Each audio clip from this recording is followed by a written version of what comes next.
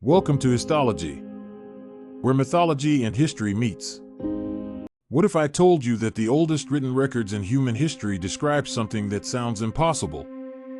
Ancient clay tablets discovered in Iraq tell a story so incredible, it challenges everything we think we know about human origins.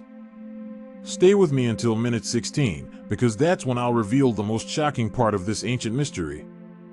The story I'm about to share was written 5,000 years ago by the Sumerians, the first organized civilization in history. These weren't myths passed down orally. These were detailed accounts carved into clay tablets using cuneiform, the world's first writing system. In 1849, archaeologists excavating ancient Mesopotamian ruins in modern-day Iraq made an extraordinary discovery. 14 clay tablets emerged from the earth. When scholars finally translated these ancient texts, they uncovered one of humanity's most fantastic origin stories. The tablets speak of beings called the Anunnaki, powerful entities who came to Earth from a distant planet called Nibiru. According to the ancient manuscripts, Nibiru faced an environmental catastrophe. The planet's atmosphere was deteriorating rapidly, making survival increasingly difficult. The Sumerian texts describe how the Anunnaki possessed advanced knowledge of technology, alchemy, and magic. To save their dying world, they needed vast quantities of gold. This precious metal, according to the tablets, possessed unique purifying properties capable of withstanding even cosmic radiation. If you're loving this incredible story as much as I am, hit that subscribe button now. Trust me, you won't want to miss what's coming next. Facing no other choice, the Anunnaki launched spacecraft into the void of space, searching desperately for the life-saving metal. Their journey through the cosmos was long and exhausting. Then, approximately 445,000 years ago, they discovered Earth, a planet rich with the golden metal they desperately needed. According to the Sumerian account, the Anunnaki became the first space travelers to colonize another world. The Anunnaki spacecraft descended through Earth's atmosphere, approaching a world wild and untamed. The tall Anunnaki beings stepped down from their landed spacecraft onto prehistoric Earth soil for the first time. This was the moment of colonization. The Earth they discovered was inhabited only by wild animals. Mammoths roamed vast plains alongside zebras and saber-toothed predators. No intelligent civilization existed. The Anunnaki established their first settlement in ancient Mesopotamia, the land between two rivers. They built a magnificent city called Eridu. Within Eridu, the Anunnaki created a spectacular garden filled with fruit trees and animals. This paradise became known as Eden. The Anunnaki didn't come to Earth for sightseeing. They came for gold.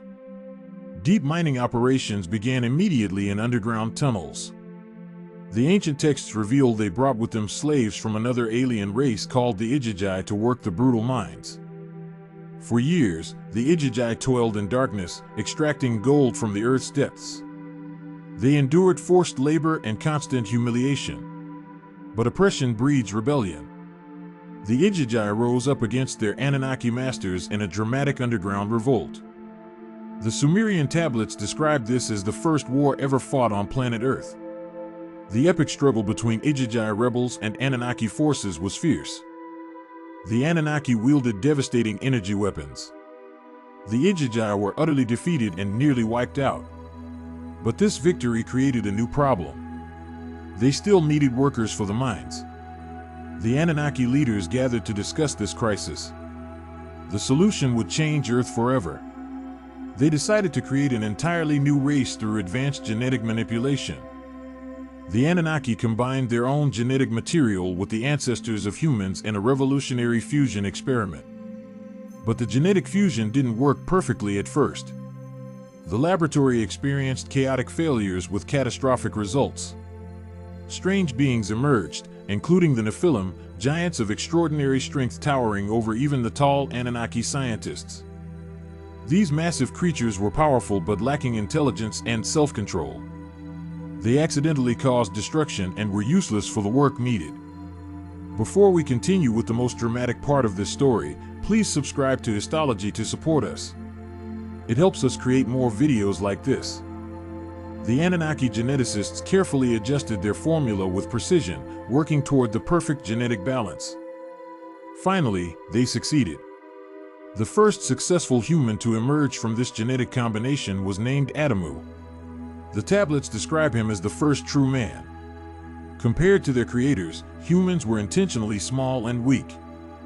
The Anunnaki towered over their creation with weapons far beyond human comprehension. Over generations, humans developed rapidly.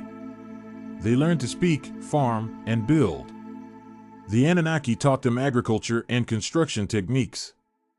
The Anunnaki grew fond of their creation. They allowed humans to live within their great city and even enter the sacred Garden of Eden. But the gods gave one explicit command: do not reproduce too much. Keep your numbers controlled. But human nature proved stronger than divine command. The population exploded. The city of Eridu became overcrowded with human families everywhere. The Anunnaki made a harsh decision. Many humans were expelled from both Eden and the city itself, condemned to live in the wilderness beyond. Millennia passed. Life continued in this strange arrangement. Then the cosmic clock turned as planet Nibiru appeared in the sky, growing larger. As Nibiru drew near, Earth's natural systems went haywire. The planet's temperature rose dramatically and violent storms formed. Ancient glaciers began melting at terrifying speed. The ocean levels rose higher and higher with massive amounts of water cascading down. Rain fell constantly from darkened skies. The tablets describe a catastrophic flood ravaging ancient Mesopotamia. The great city of Eridu faced destruction. The Anunnaki calculated the flood's trajectory.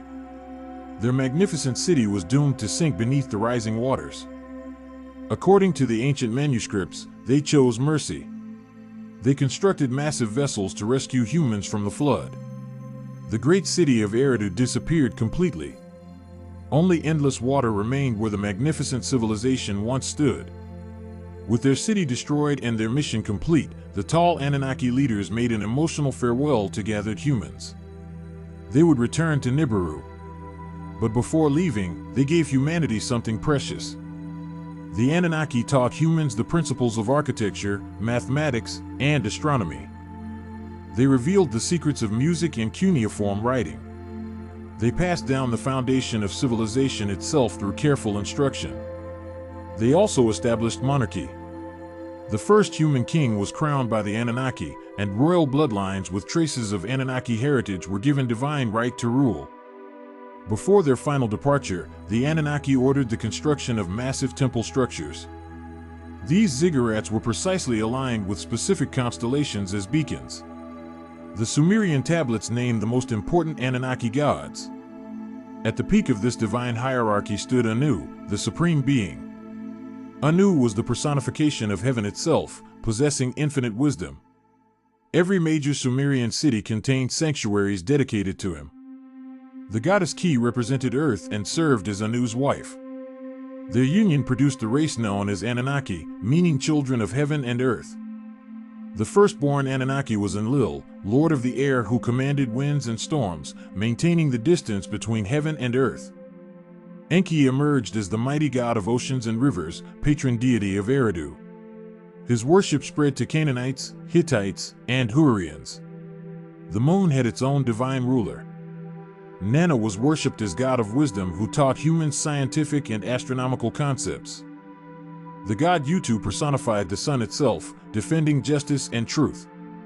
He traveled through the heavens in a sacred chariot emitting brilliant light. The goddess Inanna was Utu's twin sister, holding dominion over fertility, war, and political power. The Sumerians called her Queen of Heaven. As centuries passed, the cult of the Anunnaki spread throughout Mesopotamia. The Akkadians, Babylonians, and Assyrians all adopted these gods. Each culture added new stories and divinities, but the core essence remained remarkably detailed and consistent across all civilizations. The history of the Anunnaki written by the Sumerians contains something extraordinary.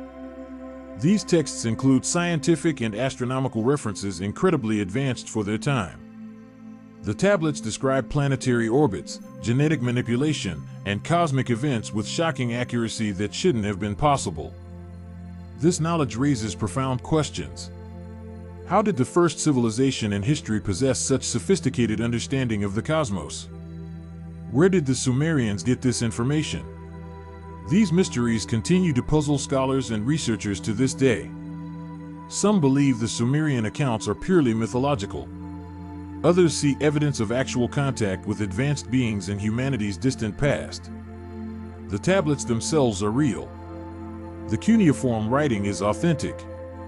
What the Sumerians chose to write about cannot be easily dismissed as fantasy. Modern science has discovered fascinating parallels. We now know Earth experienced catastrophic floods and humans emerged from a small population bottleneck. We've also detected unusual gravitational anomalies in our solar system's outer reaches, suggesting a possible massive undiscovered planet. Could this be Nibiru? Whether you interpret these tablets as literal history or symbolic mythology, the Sumerians left us one of humanity's most compelling creation stories. Thanks for joining me on this incredible journey through Sumerian mythology. Please subscribe to Histology and hit that like button. The Anunnaki story speaks to humanity's eternal questions about where we come from and whether we're alone in the cosmos.